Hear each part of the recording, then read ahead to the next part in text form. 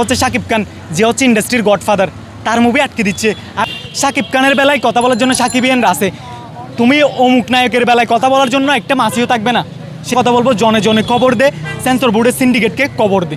আমাদের হচ্ছে বরবাদ মুভিতে 1 সেকেন্ডে হচ্ছে কি কাট করা যাবে না, আপনার কাট করা যাবে না কি জন্য জানেন?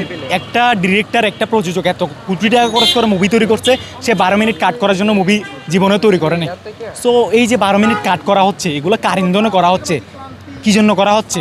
কিছুদিন আগে আমাদের দেশে দেখছেন, জুলাই আন্দোলন করার পর আমাদের দেশে দুর্নীতি থামে নাই।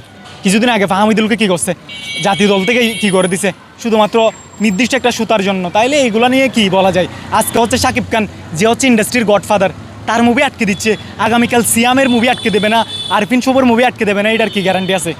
সো সেই জন্য আমি একটা কথা বলবো, আপনারা নিজ স্থান থেকে সবাই হচ্ছে কী করেন, কথা বলেন।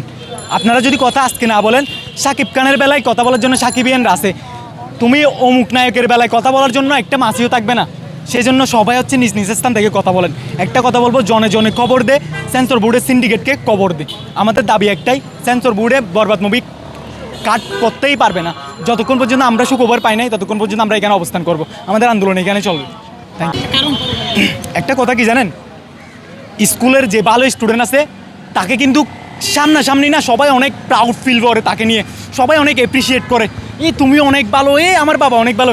কিন্তু পিছনে গিয়ে বলে কি জানেন, তুই যদি আগামী পরীক্ষাতে একে যদি কী করতে না পারস, ফেলতে না পারস, তোকে আমি কি টাকা দিব না, বাদ দিব না, যা ইচ্ছা লাগে যা লাগে তাই দিব। ঠিক সেম অবস্থা হচ্ছে শাকিব খানকে সামনাসামনি, ব্রাদার আসসালামু আলাইকুম, ভাই আসসালামু আলাইকুম, শেষে কিন্তু কি সবাই দেখতে পারে না। আপনি অ্যানিমেল মুভি দেখেন নাই, মার্কো মুভি দেখেন নাই? ভাইলেন্স কাকে বলে, ভাইলেন্স কীরকম, এটা মার্কো মুভি দেখলে আপনি বুঝতে পারবেন। সো আমাদের জেন জি যারা আছে, জেন জি হচ্ছে এখন হচ্ছে রাত আসক্ত। রাতে তারা কি করে জানেন? আপনারা যেটা মনে করতেছেন সেটা করে না। রাতে তারা লাল লিগের খেলা দেখে, বার্সা স্পেন ম্যান সিটির খেলা দেখে, তারপর হচ্ছে সময় করে মুভি দেখে। তো মুভিতে সব দেখতেছে তারা, অ্যানিমেল কী হচ্ছে না হচ্ছে সব দেখছে ভাই। আপনারা এখানে ফাফরবাজি করে কোনো লাভ হবে না, এখানে ফাফরবাজি করে লাভ নেই। সেই জন্য আপনারা হচ্ছে সার্টিফিকেট দিয়ে দেন, পারলে আপনারা 18+ দেন। আমাদের ভাই বোনরা দেখতে আসবে না, ছোটোরা 18+ দেন, পারলে 18+ দেন। তা বলতে চাই না, এই মুভি নিয়ে আমি কোনো কথা বলতে চাই না, আপনি কিছু মনে করেন না।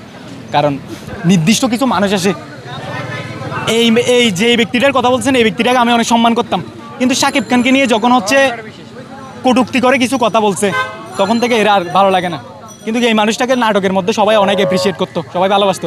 কিন্তু শাকিব খান তার হচ্ছে একজন সিনিয়র, তাকে যখন সে হচ্ছে কটূক্তি করে কথা বলে, তখন এইটার আর কোনো মানে হয় না। প্রতিবাদ করতেছে, সিএম হচ্ছে আগামীর একটা ভবিষ্যৎ, সবাই দেখতেছে, সে নিজেও জানে, সেই জন্য সে প্রতিবাদ করতেছে।